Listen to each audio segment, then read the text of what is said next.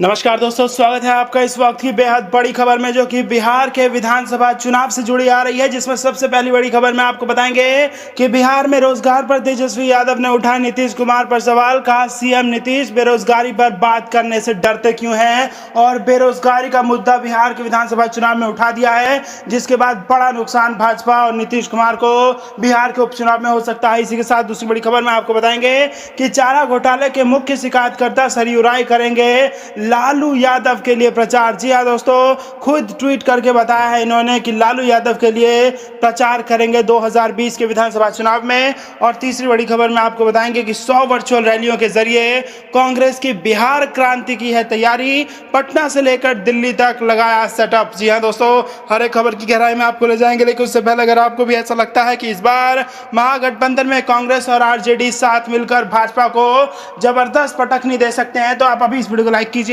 और इस लाल बटन को दबा के इस चैनल को फ्री में सब्सक्राइब करके घंटी बजाइए और कमेंट में हमें बताइए कि किसकी सरकार बिहार में बनने वाली है। दोस्तों रुक करते हैं तमाम बड़ी खबरों की तरफ। बिहार में रोजगार पर तेजस्वी ने उठाए सवाल, पूछा सीएम नीतीश बेरोजगारी पर बात करने से डरते क्यों हैं। जी हां दोस्तों, बिहार विधानसभा चुनाव 2020 में सीएम नीतीश को घेरने के लिए विपक्ष मुद्दों की तलाश में जुट गया है। कुछ मुद्दे उनके हाथ भी लगे हैं। इसी में एक बेरोजगारी और युवाओं से जुड़ा मुद्दा भी है। एक और नेता प्रतिपक्ष इस पर सवाल उठा रहे हैं, तो वहीं दूसरी ओर कांग्रेस पार्टी भी बेरोजगारी और युवाओं के मुद्दे पर आंदोलन करने का ऐलान कर दिया है। ताजा मामले में कोरोना और बाढ़ मुद्दे पर हमेशा नीतीश कुमार पर हमलावर रहे नेता प्रतिपक्ष तेजस्वी ने बेरोजगारी और युवाओं के मुद्दे पर नीतीश सरकार पर हमला बोलते हुए सवाल उठाए हैं। इस मामले में तेजस्वी यादव ने ट्वीट करते हुए सवाल पूछा है। तेजस्वी ने ट्वीट करते हुए पूछा कि बिहार के मुख्यमंत्री श्री नीतीश कुमार बेरोजगारी पर बात करने से डरते क्यों हैं। क्या बिहार को बेरोजगारी का मुख्य केंद्र बनाने के बाद उन्हें शर्म आती है? क्या नौकरियों में धांधली और बिहार के उद्योग धंधे बंद करवाने के बाद भी वह युवाओं को भ्रमित कर और अधिक ठगना चाहते हैं? इससे पहले भी तेजस्वी ने बेरोजगारी मुद्दे पर नीतीश सरकार पर तंज कसते हुए कहा था कि बेरोजगारी इस देश का सबसे ज्वलंत मुद्दा है, लेकिन यह सरकार की प्राथमिकता में नहीं है। करोड़ों युवाओं को नौकरी देने का वादा था, यहाँ तो नौकरियां छीनी जा रही हैं। बिहार में सबसे अधिक बेरोजगारी है। डबल इंजन सरकार ने बिहार को बेरोजगारी का केंद्र बना दिया। बेरोजगारी के खिलाफ अभियान चलाएगी युवा कांग्रेस। उधर राजधानी पटना के सदाकत आश्रम में बुधवार को प्रदेश युवा कांग्रेस ने प्रदेश अध्यक्ष गुंजन पटेल की अध्यक्षता में बिहार बेरोजगार युवाओं की पंचायत का आयोजन कर कांग्रेस ने चुनाव में बेरोजगारी और युवाओं से जुड़े मामले में नीतीश सरकार को घेरने का ऐलान कर दिया। सदाकत आश्रम में बुधवार को आयोजित पंचायत में प्रदेश कांग्रेस अध्यक्ष डॉक्टर मदन मोहन झा ने कहा है कि कांग्रेस बेरोजगारों, युवाओं, किसानों, शोषितों की लड़ाई लड़ती रही है। पार्टी आगामी विधानसभा चुनाव के घोषणा पत्र में भी इनकी समस्याओं को प्रमुखता से स्थान देगी। वहीं गुंजन पटेल ने कहा कि बिहार में बेरोजगारी दर करीब 47% है। कहा कि करीब 5 लाख पद खाली पड़े हैं, हर सरकारी बहाली अटकी हुई है। आरोप लगाया कि सरकार ने बिहारी युवाओं के हाशिए पर धकेलने का काम किया है। अब समय आ गया है कि सभी युवा साथी एकजुट होकर इस लड़ाई को लड़ें। रुक करते हैं अगली खबर की तरफ। चारा घोटाले के मुख्य शिकायतकर्ता सरयू राय करेंगे लालू यादव के लिए प्रचार, खुद किया ट्वीट। जी हां दोस्तों, बिहार में इस साल होने वाले संभावित विधानसभा चुनाव को लेकर सियासत अब झारखंड में भी देखने को मिल रही है। झारखंड के जमशेदपुर पूर्वी से निर्दलीय विधायक सरयू राय ने ट्वीट कर कहा कि बिहार चुनाव में भ्रष्टाचार एक अहम मुद्दा होगा। उन्होंने कहा है कि बिहार विधानसभा चुनाव में भ्रष्टाचार मुद्दा बनेगा तो लालू सरकार के भ्रष्टाचार और रघुवर सरकार के भ्रष्टाचार का आमना सामना होगा। लालू सरकार में पशुपालन व सड़क विभाग में घोटाला हुआ, लालू इलियास सजा पाए। रघुवर सरकार में उनकी सभी विभागों में घोटाले हुए, भाजपा आए सजा दिलाने, सबूत दूंगा। साथ ही सरयू राय ने कहा, बिहार विधानसभा चुनाव में सार्थक भूमिका निभाऊंगा। जिसने मेरा समर्थन किया है मैं उसका उधार चुकाऊंगा। बीजेपी परिवार के कार्यकर्ताओं का समर्थन मिला, कार्यकर्ता नुमा बीजेपी उम्मीदवार बुलाएगा तो उसके पक्ष में जाऊंगा। लालू यादव, नीतीश कुमार, पप्पू यादव, नरेंद्र सिंह, अखलाक साहिब कहीं बोलेंगे तो जरूर जाऊंगा। आपको बता दें कि झारखंड के पूर्वी जमशेदपुर से निर्दलीय विधायक सरयू राय ही चारा घोटाला में मुख्य शिकायतकर्ता थे। चारा घोटाला में लालू यादव को सजा हुई और इसमें सरयू राय का अहम रोल माना जाता है। लोकसभा चुनाव 2019 में उन्होंने तत्कालीन मुख्यमंत्री रघुवर दास को हराकर उन्होंने प्रचंड जीत हासिल की थी। आपको बता दें कि सरयू राय को बीजेपी ने टिकट नहीं दिया, इसलिए वो रघुवर दास के खिलाफ चुनाव मैदान में निर्दलीय उतरे थे। रुक करते हैं अगली खबर की तरफ। 100 वर्चुअल रैलियों के जरिए कांग्रेस की बिहार क्रांति की तैयारी, पटना से लेकर दिल्ली तक लगाया सेटअप। जी हां दोस्तों, कोरोना महामारी के बीच बिहार विधानसभा चुनाव के प्रचार के लिए सभी पार्टियां पूरी तरह तकनीक पर निर्भर हो गई हैं। आरजेडी के साथ मिलकर सत्ता पे वापसी की कोशिश कर रही कांग्रेस ने डिजिटल सदस्यता अभियान चलाने के बाद अब वीडियो कॉन्फ्रेंसिंग के सहारे प्रचार का प्लान बनाया है। कांग्रेस ने 100 वर्चुअल रैली करने की योजना बनाई है। इसके लिए पटना से लेकर दिल्ली तक सेटअप तैयार किए गए हैं। इसे बिहार क्रांति महासम्मेलन का नाम दिया गया है, जिसकी शुरुआत 7 सितंबर को होगी। पहला चरण उत्तर बिहार के लिए होगा और पश्चिम चंपारण जिले में पहली सभा की जाएगी। हर सभा में 5 से 10 हजार लोगों को जोड़ने का लक्ष्य रखा गया है। मोबाइल पर लिंक के माध्यम से लोगों को जोड़ा जाएगा। इसके अलावा सोशल मीडिया प्लेटफॉर्म पर भी रैलियां लाइव दिखाई जाएंगी। विधानसभाओं में LED वैन भी लगाए जाएंगे। दिल्ली और पटना के अलावा इन सभाओं में जिला और विधानसभा क्षेत्र के स्तर के नेता भी अपनी बात रख पाएंगे। पहले यह कार्यक्रम सितंबर से शुरू होना था,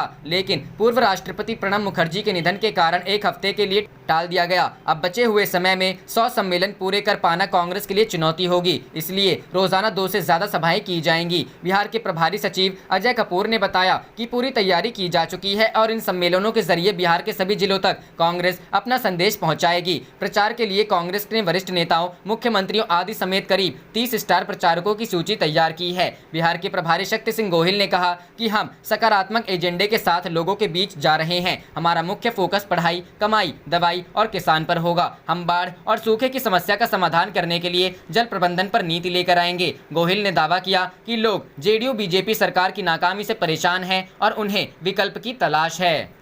रुक करते हैं अगली खबर की तरफ। ग्रामीण लड़के ने जेडीयू विधायक से पूछे तीखे सवाल तो जवाब देने की जगह भाग खड़े हुए माननीय। जी हां दोस्तों, बिहार विधानसभा चुनाव 2020 की सुगबुगाहट के बीच बड़े ही अजब गजब मामले सामने आ रहे हैं। बिहार में औरंगाबाद जिले के नवीन नगर जेडीयू विधायक वीरेंद्र सिंह से गाँव का एक लड़का पत्रकार बनने की एक्टिंग करते हुए विकास कार्यों और पथ निर्माण के अधूरे कार्य को लेकर तीखे सवाल पूछता हुआ नजर आ रहा है, जिसका वीडियो सोशल मीडिया पर भी खूब वायरल हो रहा है, जिस पर खिल्लियां उड़ रही हैं। बात करते हैं वीडियो की। वीडियो में वह लड़का अपने गांव को लेकर जेडीयू विधायक वीरेंद्र सिंह से सवाल कर रहा है कि हमारे गांव में जो पथ मथुरा सिंह के घर से बनना शुरू हुआ था, वह मार्ग उदय नारायण सिंह के घर तक ही सीमित क्यों रह गया। इस पर विधायक ने कहा कि विभाग से इतनी ही राशि मिली थी। फिर लड़के ने सवालिया अंदाज में कहा कि मतलब यह पथ अब पूर्ण नहीं होगा। इस पर विधायक ने कहा कि राशि मिल जाएगी तो पूर्ण हो जाएगा। फिर लड़के ने कहा कि बोर्ड क्यों लगाया गया। इस पर विधायक ने उत्तर दिया कि संस्था की ओर से जो लिखा जाता है इसलिए वही लिखा गया है। इसके बाद लड़के ने कहा कि तो अब यह साफ हो गया कि जब तक विकास कार्य पूर्ण नहीं होंगे तब तक बोर्ड नहीं लगाया जाएगा। इस पर विधायक वीरेंद्र सिंह ने कोई जवाब नहीं दिया और चुप्पी साधे रखी। अंत में लड़का विधायक से और भी सवाल पूछने का प्रयास करता रह गया, लेकिन विधायक जी वहां से उठ भाग खड़े हुए और निकल गए। रुक करते हैं अगली खबर की तरफ। जीतन राम मांझी के एनडीए में जाते ही प्रदेश अध्यक्ष ने की बगावत, चिराग पासवान के तेवर भी हुए गरम। जी हां दोस्तों, बिहार चुनाव में अब ज्यादा वक्त नहीं बचा है। सभी राजनीतिक दल अपने अपने गठबंधन को मजबूत करने में जुटे हैं। इसी बीच राज्य के पूर्व मुख्यमंत्री जीतन राम मांझी महागठबंधन का साथ छोड़ एनडीए में शामिल हो गए हैं। इसी के साथ बिहार में सियासी बाजार गर्म हो गया है। हिंदुस्तानी आवाम मोर्चा के प्रदेश कार्यकारी अध्यक्ष ने मांझी के इस कदम का विरोध किया है और महागठबंधन में ही रहने की बात कही है। वहीं मांझी के एनडीए में आने से एलजेपी की नाराजगी और बढ़ गई है और अब पार्टी जेडीयू के खिलाफ अपने उम्मीदवार खड़े कर सकती है। हम के प्रदेश कार्यकारी अध्यक्ष उपेंद्र प्रसाद के अलावा नालंदा सीट से लोकसभा उम्मीदवार रहे अशोक आजाद ने भी मांझी के इस कदम की आलोचना की है, जिसके बाद पार्टी ने दोनों नेताओं को निष्कासित कर दिया है। इस पर महागठबंधन का दावा है कि एनडीए में लोजपा के साथ दलित वोट पर अब हम की दावेदारी हो जाएगी। यह शंका ही लोजपा नेताओं के लिए संकट का सबब है। इससे एनडीए की मुश्किलें बढ़ेगी और महागठबंधन की राह आसान हो जाएगी। मांझी के एनडीए में आते ही चिराग पासवान के तेवर भी गर्म हो गए हैं। लोजपा अब इस बात पर गंभीरता से विचार कर रही है कि विधानसभा चुनाव में वह जेडीयू के खिलाफ अपने उम्मीदवार उतारे। इसके लिए 7 सितंबर को दिल्ली में संसदीय बोर्ड की बैठक बुलाई गई है। मीडिया रिपोर्टर्स के मुताबिक एलजेपी इस बात से नाराज है कि मांझी को एनडीए में शामिल करने से पहले उचित फ्रंट पर बात क्यों नहीं की गई। पार्टी का आरोप है कि जेडीयू का मांझी को एनडीए में शामिल करने का फैसला एक तरफा है। रुख करते हैं अगली खबर की तरफ। शाह में कांग्रेस, सर्वे रिपोर्ट से कांग्रेसियों में खुशी का माहौल। जी हां दोस्तों, प्रदेश में 27 सीटों पर उपचुनाव की उल्टी गिनती शुरू हो चुकी है। आंतरिक सर्वे रिपोर्ट में कांग्रेस खुश नजर आ रही है। सर्वे में कांग्रेस ने खुद को सर्वाधिक सीटों पर विजयी बताया है। मालवा निमाड़ के इस सर्वे में कांग्रेस 4 सीटों पर सीधी सीधी जीत बता रही है, तो 2 सीटें मुकाबले की बताई जा रही है। वहीं एक सीट पर खुद कांग्रेस अपने आप को कमजोर बताते हुए वहां भाजपा की जीत आसान बता रही है। पिछले सप्ताह पूर्व मुख्यमंत्री एवं प्रदेश कांग्रेस अध्यक्ष कमलनाथ ने सभी 27 विधानसभाओं के प्रभारियों सहित कांग्रेस के बड़े नेताओं की बैठक ली थी। बैठक में कमलनाथ ने वह सर्वे रिपोर्ट भी साझा की जो पिछले दिनों करवाए गए थे। इन्हीं सर्वे के आधार पर कांग्रेस टिकट बांटेगी और इसी पर रणनीति बनाकर चुनाव लड़ेगी। सभी 25 सीटों पर पहले सर्वे करवा लिया गया था और निमाड़ की 2 सीटें जिनमें मादांता और नेपानगर की सीट पर भी सर्वे हो गया है। सूत्रों के अनुसार सर्वे की रिपोर्ट सार्वजनिक होने के बाद कांग्रेसी खुश हैं और उनको उम्मीद बंधी है कि प्रदेश में फिर से कांग्रेस के विधायक बड़ी संख्या में चुनकर आएंगे और वे सरकार बनाएंगे। हालांकि अभी कांग्रेस ने अपने उम्मीदवार घोषित नहीं किए हैं, लेकिन जल्द ही पहली सूची श्राद्ध पक्ष में ही जारी हो जाएगी, क्योंकि सितंबर के दूसरे या तीसरे सप्ताह में आचार संहिता लगने के बाद चुनाव की तारीख की घोषणा हो जाएगी। कुछ कांग्रेस नेताओं से बातचीत के आधार पर जो सर्वे की रिपोर्ट सामने आई है उसमें भाजपा 1, कांग्रेस 4 और 2 सीटों पर कड़े के मुकाबले की उम्मीद जताई गई है। रुख करते हैं अगली खबर की तरफ। कांग्रेस का मोदी सरकार पर वार, कहा 73 साल में पहली बार अर्थव्यवस्था और आम आदमी दोनों की कमर तोड़ी। जी हां दोस्तों, देश के आर्थिक हालातों को लेकर कांग्रेस ने नरेंद्र मोदी सरकार पर जबरदस्त हमला बोला है। उसने कहा है कि आज देश में चारों ओर आर्थिक तबाही का घनघोर अंधेरा है। रोजी रोटी, रोजगार खत्म हो गए हैं और धंधे, व्यवसाय व उद्योग ठप पड़े हैं। अर्थव्यवस्था बर्बाद हो गई है और जीडीपी पाताल में है। रणदीप सिंह सुरजेवाला ने कहा 73 साल में पहली बार अर्थव्यवस्था और आम आदमी दोनों की कमर तोड़ी है। आर्थिक तबाही व वित्तीय आपातकाल में धकेल रहे हैं देश। धड़ाम गिरी जीडीपी इसका सबूत है। नोटबंदी, जीएसटी देशबंदी मास्टर स्ट्रोक नहीं, असल में है डिजास्टर स्ट्रोक है। उन्होंने कहा साल 2020-21 की पहली तिमाही की जीडीपी में कंस्ट्रक्शन क्षेत्र में -50.3% की गिरावट, ट्रेड होटल ट्रांसपोर्ट में -47%, मैन्युफैक्चरिंग में -39.3% व सर्विस क्षेत्र में -26% की गिरावट का मतलब है कि करोड़ों रोजगार चले गए और भविष्य में रिकवरी की उम्मीद नहीं है। 2020-21 में प्रांतों को जीएसटी कलेक्शन में 3 लाख करोड़ का नुकसान होने वाला है। फिर प्रांत अपना खर्च कैसे चलाएंगे जब केंद्र सरकार जीएसटी में उनका हिस्सा देने से इनकार कर रही है? यह आर्थिक अराजकता है। सुरजेवाला ने कहा एनसीआरबी के मुताबिक साल 2019 में 42,480 विकराल आर्थिक संकट की घड़ी में देश की तरक्की मोरों को दान चुका। फोटो अपॉर्चुनिटी बनाने वाले आत्ममुग्ध प्रधानमंत्री व चापलूस दरबारी कदापि नहीं कर सकते। उन्होंने कहा कि समय आ गया है कि देश को इस अंधेरी गुफा से निकाल नए रास्ते पर ले जाया जाए। आर्थिक तबाही, बर्बादी व वित्तीय आपातकाल से उबरने का यही एक सूत्र है। रुख करते हैं अगली खबर की तरफ। हेट स्पीच को लेकर उठे विवाद के बीच फेसबुक ने बीजेपी विधायक को किया बैन। जी हां दोस्तों, हेट स्पीच मामले में बीजेपी नेताओं के खिलाफ कार्रवाई नहीं करने के आरोपों में फेसबुक ने बीजेपी विधायक पर कार्रवाई की है। फेसबुक ने तेलंगाना से बीजेपी विधायक टी राजा सिंह को बैन कर दिया है। नफरत और हिंसा को बढ़ावा देने वाली सामग्री को लेकर फेसबुक की नीति का उल्लंघन करने पर बीजेपी नेता को बैन किया गया है। फेसबुक के प्रवक्ता ने यह जानकारी दी। रुख करते हैं अगली खबर की तरफ। नोटबंदी पर वार करते राहुल गांधी ने वीडियो किया जारी। बोले मोदी जी का भारत मजदूर किसान छोटा व्यापारी मुक्त भारत। जी हां दोस्तों, कांग्रेस के पूर्व अध्यक्ष राहुल गांधी ने मोदी सरकार के नोटबंदी के फैसले पर अपना एक नया वीडियो शेयर किया है, जिसमें उन्होंने 2016 में उठाए गए इस कदम को लेकर सरकार को घेरा है। उन्होंने कहा कि मोदी सरकार के इस फैसले के चलते जीडीपी में गिरावट तो आई ही है, इसने देश की असंगठित अर्थव्यवस्था को तोड़ दिया है। उन्होंने गुरुवार को शेयर किए गए अपने ट्वीट में लिखा है मोदी जी का कैश मुक्त भारत दरअसल मजदूर किसान छोटा व्यापारी मुक्त भारत है, जो पासा 8 नवंबर 2016 को फेंका गया था। उसका एक भयानक नतीजा 31 अगस्त 2020 को सामने आया। जीडीपी में गिरावट के अलावा नोटबंदी ने देश की असंगठित अर्थव्यवस्था को कैसे तोड़ा, ये जानने के लिए मेरा वीडियो देखिए। उन्होंने अपने वीडियो में कहा कि नोटबंदी हिंदुस्तान के गरीब, किसान, मजदूर और छोटे दुकानदार पर आक्रमण था। नोटबंदी हिंदुस्तान के असंगठित अर्थव्यवस्था पर आक्रमण था। आपने अपना पैसा, अपनी आमदनी बैंक के अंदर डाली। पहला सवाल, काला धन मिटा? नहीं। दूसरा सवाल, हिंदुस्तान के गरीब जनता को नोटबंदी से क्या फायदा मिला? जवाब, कुछ नहीं। तो फायदा किसको मिला? फायदा हिंदुस्तान के सबसे बड़े अरबपतियों को मिला। कैसे? राहुल ने कहा, आपका जो पैसा था आपके जेब में से, आपके घरों में से निकालकर उसका प्रयोग सरकार ने इन लोगों को कर्जा माफ करने के लिए किया, मगर वह सिर्फ एक लक्ष्य था। दूसरा लक्ष्य भी था छुपा हुआ, जमीन साफ करने का। जो हमारा इनफॉर्मल सेक्टर है, असंगठित अर्थव्यवस्था का सेक्टर है, वो कैश पर चलता है। छोटा दुकानदार हो, किसान हो, मजदूर हो, वो कैश से काम करता है। नोटबंदी का दूसरा लक्ष्य, जो जमीन साफ करने का लक्ष्य, असंगठित अर्थव्यवस्था के सिस्टम से नगद कैश को निकालने का। प्रधानमंत्री ने स्वयं कहा कि वह कैशलेस इंडिया चाहते हैं, कैशलेस हिंदुस्तान चाहते हैं। अगर कैशलेस हिंदुस्तान होगा तो असंगठित अर्थव्यवस्था तो खत्म हो जाएगी। राहुल ने कहा कि इस आक्रमण को पहचानकर पूरे देश को इसके खिलाफ लड़ना पड़ेगा। उन्होंने कहा, नोटबंदी हिंदुस्तान के गरीब, किसान, मजदूर और छोटे दुकानदार पर आक्रमण था। नोटबंदी हिंदुस्तान की असंगठित अर्थव्यवस्था पर आक्रमण था और हमें इस आक्रमण को पहचानना पड़ेगा और पूरे देश को मिलकर इसके खिलाफ लड़ना पड़ेगा।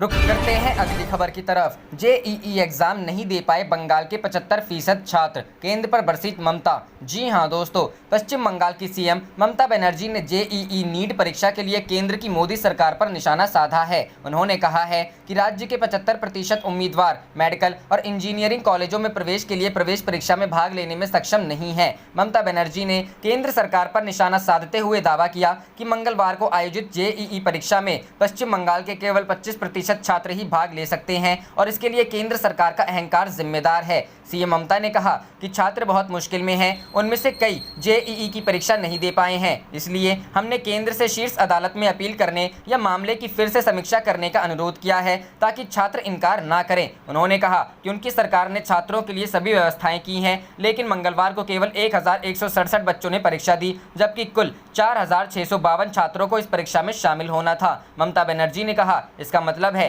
कि पश्चिम बंगाल में केवल 25% छात्र ही परीक्षा दे सकते हैं, जबकि 75% परीक्षा नहीं दे सकते हैं। हमने व्यवस्था की थी। तृणमूल कांग्रेस सुप्रीमो ने केंद्र सरकार पर निशाना साधा और कहा, अगर परीक्षा कुछ और दिनों के लिए स्थगित कर दी जाती तो क्या गलत होता?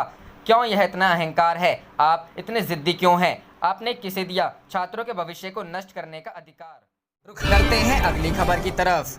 पप्पू यादव को महंगा पड़ा शिक्षकों के साथ प्रदर्शन में शामिल होना, केस दर्ज। जी हां दोस्तों, अपनी अलग अलग मांगों को लेकर वित्त रहित शिक्षकों के प्रदर्शन में शामिल होने को लेकर पूर्व सांसद पप्पू यादव पर पटना के गांधी मैदान थाने में केस दर्ज किया गया है। दरअसल मंगलवार को वित्त रहित शिक्षकों का प्रदर्शन था। करगिल चौक से लेकर चिल्ड्रन पार्क के रास्ते सैकड़ों की संख्या में वित्त रहित शिक्षक आगे बढ़ रहे थे। इसी बीच पूर्व सांसद पप्पू यादव वहां पहुंचे और शिक्षकों की मांगों का समर्थन किया। पूर्व सांसद को प्रदर्शनकारी शिक्षकों ने माला पहनाकर सम्मान दिया। इधर प्रदर्शन की खबर मिलते ही मौके पर पहुंची गांधी मैदान थाने की पुलिस ने प्रदर्शनकारी शिक्षकों को आगे बढ़ने से रोक दिया। थानेदार सुनील सिंह के मुताबिक लॉकडाउन के नियमों का तोड़ने को लेकर 100 से 150 वित्त रहित शिक्षकों और पूर्व सांसद पर केस दर्ज किया गया है।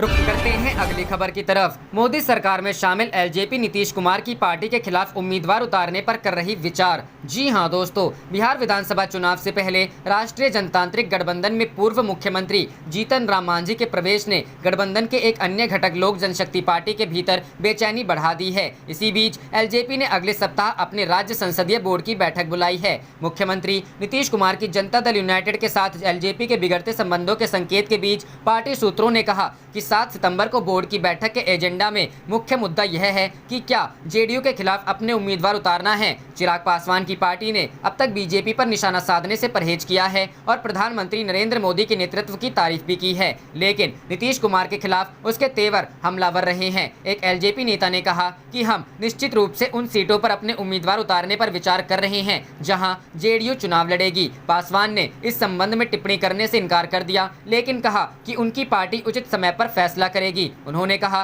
कि मेरा ध्यान अपनी पार्टी को चुनाव के लिए तैयार करने पर है। मेरी पार्टी के हित में जो भी निर्णय लिए जान हैं उचित समय पर लिए जाएंगे। एनडीए में शामिल हुए जीतन राम मांझी। इस बीच मांझी के नेतृत्व वाली पार्टी हिंदुस्तान आवाम मोर्चा ने एनडीए में शामिल होने का ऐलान कर दिया है। पार्टी के एक प्रवक्ता ने कहा कि मांझी नीतीश कुमार से मिलते रहे हैं, जिन्होंने अपने पूर्व प्रतिद्वंदी को सत्तारूढ़ गठबंधन में लाने में अहम भूमिका निभाई है। एनडीए के एक अन्य प्रमुख घटक बीजेपी ने पहले ही घोषणा कर दी है कि नीतीश कुमार गठबंधन की ओर से मुख्यमंत्री पद के उम्मीदवार होंगे। एलजेपी और जेडीयू के संबंध लंबे समय से मधुर नहीं रहे हैं। मांझी की पार्टी के एनडीए में शामिल होने से एलजेपी और जेडीयू के बीच तकरार बढ़ गई है। एलजेपी के संस्थापक रामविलास पासवान मोदी सरकार में मंत्री हैं। पासवान की ही तरह मांझी अनुसूचित जाति से आते हैं और राज्य में अपने को दलित नेता के रूप में पेश करने के लिए वह एलजेपी नेतृत्व पर हमला करते रहे हैं। बीजेपी का जेडीयू एलजेपी के झगड़े में पड़ने से इनकार। हालांकि उनका चुनावी प्रदर्शन अच्छा नहीं रहा है और उनकी पार्टी 2015 के विधानसभा चुनावों में बीजेपी की सहयोगी के रूप में केवल एक सीट जीत सकी थी। वहीं 2019 के लोकसभा चुनावों में उनकी पार्टी आरजेडी कांग्रेस की थी, लेकिन उसे कोई सीट नहीं मिल सकी। एलजेपी का मानना है कि नीतीश कुमार एनडीए में मांझी को इसलिए लेकर आए हैं ताकि उस पर निशाना साधा जा सके। रुक करते हैं अगली खबर की तरफ। मांझी के एनडीए ज्वाइन करते ही हम में बगावत, नेता बोले हम महागठबंधन में ही रहेंगे। जी हां दोस्तों, बिहार की सियासत का रूप ही अलग है, यह कभी थमता ही नहीं है। महागठबंधन से निकलने के बाद लगातार यह अटकलें लगाई जा रही थी कि हम प्रमुख जीतन राम मांझी कहां जाएंगे। जैसे ही मांझी ने एनडीए का पार्टनर बनने की इच्छा जाहिर की, हम में बगावत शुरू हो गई। हम के प्रदेश कार्यकारी अध्यक्ष उपेंद्र प्रसाद ने बगावत के स्वर तेज कर दिए हैं। हम के नेता ने कहा कि महागठबंधन में ही रहेंगे, एनडीए में नहीं जाएंगे। उन्होंने कहा कि मैं एनडीए में जाने के जीतन राम मांझी के फैसले के साथ नहीं हूं। उपेंद्र प्रसाद ने तो यहां तक कह दिया कि हमारे साथ हम पार्टी की प्रदेश की आधी कमेटी भी महागठबंधन में ही रहेंगी। आप देख रहे थे आपका अपना चैनल जय हिंद जय भारत।